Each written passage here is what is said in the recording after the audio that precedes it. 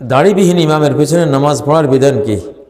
যদি তিনি সবচেয়ে বড় কারি সাহেব হন কিন্তু দাড়ি কাটা কারি, কোরআন সবচেয়ে শুদ্ধ পড়েন, তাহলে ইমামতি করতে পারবেন। বুঝেন না?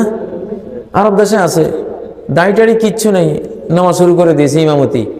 আল্লাহ, কেরাত যখন পড়ে মনে হয় যেন আসমান থেকে এইমাত্র কোরআন নাজিল হচ্ছে, এইরকম। এই মার্কা তো নাই মনে হয় বাংলাদেশে। দাড়ি কাটা গুলির মধ্যে এত সুন্দর কারি বাংলাদেশে পাওয়া যায় না।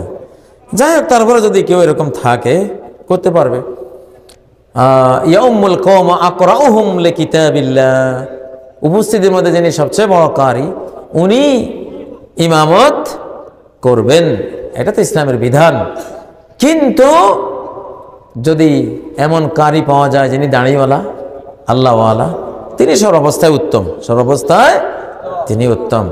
সাধারণত বাংলাদেশে কেউ দাড়ি কাটা মানুষের পিছনে সালাত পড়তে চায় না। আমাদের দেশের সংস্কৃতি এইভাবে গড়ে উঠেছে। এই জন্য ইমামতি করতে চাইলে আল্লাহর রাস্তায় দাঁড়িয়ে রাখবেন, দাঁড়িয়ে রেখেই ইমামতির মুসল্লায় যাবেন। বিদেশে কোনো লোক মারা যাইলে তাকে তো সাথে সাথে দাফন করা হয় না, 2 থেকে 3 মাস পর দাফন করা হয়। তাহলে তার সওয়াল জবাব কখন করা হবে? সওয়াল জবাব ওই লাশ অবস্থা সারি ফেলা হবে। এটা কোনো জরুরি না যে 2-3 মাস পরে। কারো তো আছে লাশ দাফনে হয়নি। আজকালকার কত মানুষ লাশ দান করে দেয়, তো এদের সওয়াল জবাব কবে হবে? ওই সময় সারানো হবে। ফের আমাদের লাশ দাফন হয় নাই, সওয়াল জবাব কি হয় নাই? হয়ে গেছে। কবর মানে হলো হাসরের ময়দান আর দুনিয়ার মাঝামাঝি টাইমটা, এটা হলো কবর। বারজাখ, আলামে বারজাখ, বারজাখের মধ্যে তার এটা প্রশ্ন হবে। হুজুর, আপনার কাছে একটা প্রশ্ন, বিদেশে স্বামী মারা গেলে স্ত্রী কি মুখ দেখাতে পারবে কিনা, অথবা চুড়ি খোলা, নাকফুল, সাদা কাপড় পরা এগুলো করা ঠিক কিনা? অবশ্যই করতে হবে। বিদেশে মারা গেলেও ইয়াতারাব্বাসনা বিআনফুসিহিন্না আরবাআতা আশহুরিন ওয়া আশরা, 4 মাস 10 দিন ইদ্যত পালন করবে। কোনো অলংকার ইউজ করবে না, কোনো রং চঙওয়ালা ড্রেস পরবে না, স্বাভাবিক রঙের ড্রেস পরবে, বাইরে যাবে না। লা ইয়াখরুজনা, ইদ্যত পালন করা অবস্থায় ঘরের বাইরে বিনা প্রয়োজনে যাবে না। একজন মহিলা হজে রওনা দিয়েছিল, ফরজ হজ, প্রতিমধ্যে ওনার স্বামী মারা গেছে, হযরত ওমর তাকে বাড়িতে পাঠিয়ে দিয়েছে, বাড়িতে যাও, এখন হজও করা যাবে না। হজ করতে গেলে ফরজ ইদ্যত এটা লঙ্ঘন হবে, বাড়িতে যাও, ইদ্যত পালন করো, পরে হজ করবা। এটা অনেক বড় শক্ত ফরজ, কিন্তু সমাজে এখন নাই। স্বামী মরে গেলে মহিলারা জানেই না যে তার কি করণীয়। বুঝেন না? ইমাম মাহদী হযরত ঈসা আলাইহিস সালাম সম্পর্কে জানতে চাই। ইমাম মাহদী ইউসলিহুল্লাহু ফি লাইলাতিন ওয়াহিদা, উনি একজন নরমাল পাবলিক, জেনারেল শিক্ষিত টাইপের মানুষ থাকবেন। এক রাতে আল্লাহ ওনাকে ইমাম মাহদী বানিয়ে দিবেন, এক রাতে। ইউসলিহুল্লাহু ফি লাইলাতিন ওয়াহিদা, এক রাতে গোটা বিশ্ব কেমনে দখল করতে হবে, কেমনে কোরআন দিয়ে শাসন করতে হবে, টোটাল সফটওয়্যার আল্লাহ তার অন্তরে ব্রেন ডাউনলোড করে দিয়ে দিবেন। আগের দিনের মাহাদি একরকম, পরের দিন ভোরে সেই মাহাদি টোটাল ভিন্ন মানুষ। আল্লাহু আকবার। এই আধুনিক বিশ্বকে কিভাবে কি করতে হবে আল্লাহ তাআলা এক রাতে তাকে ওটা তারবিয়ত শিক্ষা দিয়ে দিবেন, এবং সারা বিশ্বে উনি ইসলাম কায়েম করবেন। সারা বিশ্বে এই অঞ্চলের রাজা বাদশাদেরকে অ্যারেস্ট করে নিয়ে যাবেন।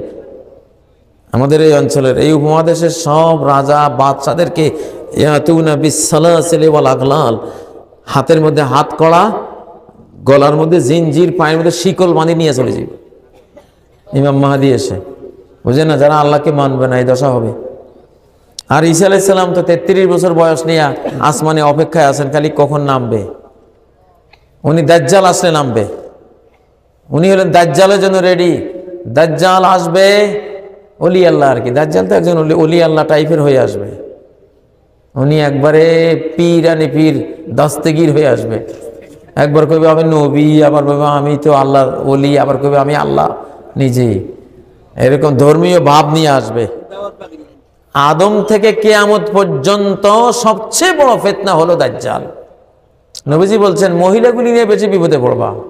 মহিলাগুলিরে খাটের চৌকির ঠ্যাঙের লগে বাঁধি রাখতে হবে, নাহলে দায় যাইব গা দাজ্জালের পিছনে। বুঝেন না? মহিলারা যারা ল্যাংটা ফকির দেখলে ছুটে যেভাবে, আর দাজ্জালের মতো সূর্য আটক করে ফেলছে, তার নির্দেশে বৃষ্টি হয়, তার হুকুমে ফসল হয়, তার হুকুমে গাভিয়ে দুধ দেয়, তার কাছে জান্নাত, তার কাছে জাহান্নাম, এই টাইপের কোনো পীর আসলে মহিলা একটা থাকবো নি বাংলাদেশে, ইল্লা মাশাআল্লাহ সহি আকীদার গুলি ছাড়া সব পিছনে ছুটবো, ছুটতো না? তো দাজ্জালটা এই টাইপের অবস্থা নিয়ে আসবে। তো ঈসা আলাইহিস সালাম আসবেন তাকে মারার জন্য, ইসরায়েলে ওনাকে দাজ্জালকে ঈসা আলাইহিস সালাম হত্যা করবেন বল্লম দিয়া। ঈসা আলাইহিস সালামের নিঃশ্বাস ততদূর যাবে যতদূর ওনার দৃষ্টি যাবে, আর ওই নিঃশ্বাস যে বেঈমানের গায়ে লাগবে ইয়াজুবু কামা ইয়াজুবুল মিলহু, লবণের মতো গলে যাবে। 45 থেকে 50 বছর ইয়ামলিক 50 বছর গোটা বিশ্বকে কোরআন দিয়ে শাসন করবেন ঈসা আলাইহিস সালাম। ঈসা আলাইহিস সালাম নবিয়্যুন ও সাহাবী, ঈসা আলাইহিস সালাম নবীও সাহাবীও। তিনি শেষ জামানায় আসবেন সাহাবী হয়ে। কি হয়ে? প্রশ্ন করতে পারেন সাহাবী হলো কবে? আবার সাহাবী হয়েছেন মেরাজের রাতে। কবে?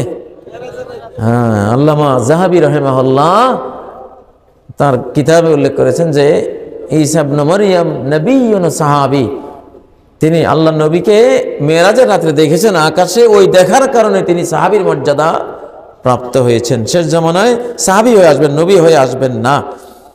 নিসফে সাক জামা পরা সুন্নত, কিন্তু আমাদের দেশে হুজুরগণ সুন্নতের উপর আমল না করে টাকনু পর্যন্ত জায়েজের উপর আমল করে, এতে কি সুন্নত আদায় হবে? জায়েজটা আদায় হচ্ছে, তবে আরো একটু উপরে ওটা ভালো। জায়েজটা আদায় করলেও চলবে, কিন্তু নিসফে সাক হলে আরো উত্তম, কোনো সন্দেহ নেই।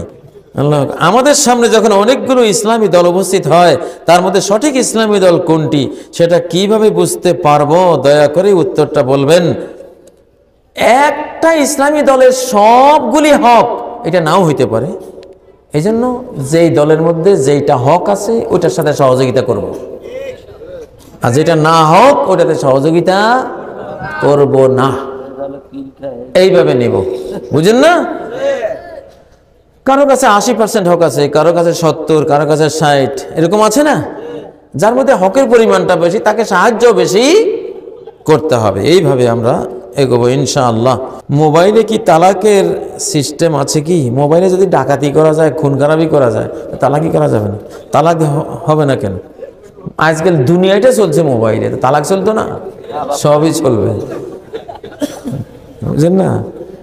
তালাকের মাসলাগুলি লিখিত আকারে আলেমদের থেকে ফতোয়া নেবেন। রোগের কারণে গাছের ডালপাতা শরীরের যে কোনো জায়গায় বেঁধে রাখা যাবে কি? সেটা ডালপাতা দিয়ে কি উপকার হয়? কোন ডাক্তারি শাস্ত্র বলে?